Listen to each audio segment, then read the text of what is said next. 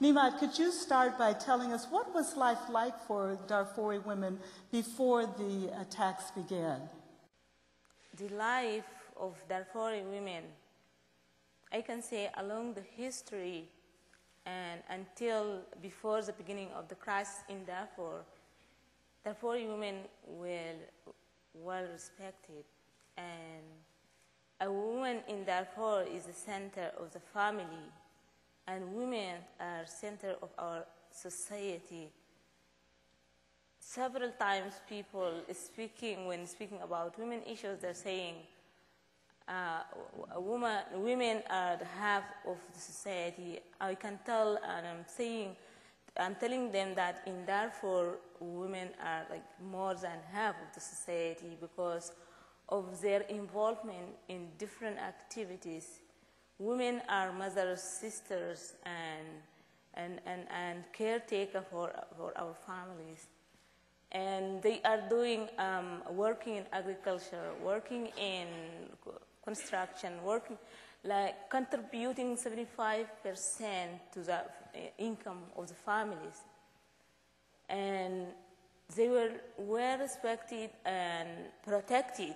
We have a tradition that anybody at any time, any male member of our society or our families, it is compulsory to protect a woman, whoever you met in the street, or you felt that this woman will be in danger, you have to protect her.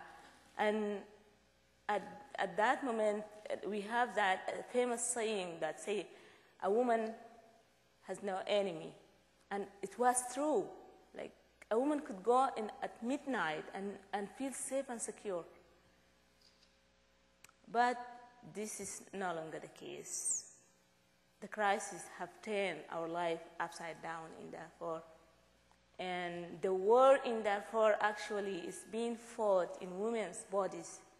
As you may see, the first target were men, but the second target and the vulnerable and the most affected within this Darfur crisis are women in Darfur. They are attacked, they are being raped during the attack while fleeing home. And when they come and ended up living in the IDPs and refugees camps, they are subjected to being raped repeatedly until today. This is the case of Darfuri women. I remember the case of a 12-year-old young girl that being raped. And in a remote village, they have to flee their village to come to my hometown, Kapkabia.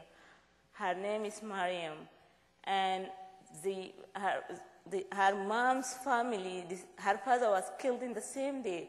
And her mom's family decided not to take her with them because she will bring shame to the family because of the stigma. And her mom was about to decide to come with the people and leave her behind. But she had to take care of her, and she carried her in her back, and she had to walk for 5 days. She ended up coming to Kapkabia, and she was bleeding. And she went into a coma for 3 days. And at that moment, it's hard for her to lose her people because of her, she standing with her daughter. But she was thinking and trying to encourage herself that she will not go back to the village again. She will be staying in the city.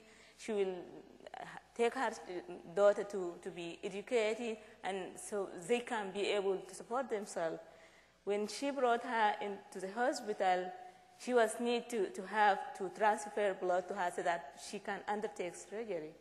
But while she was hoping and building that hope, she passed away.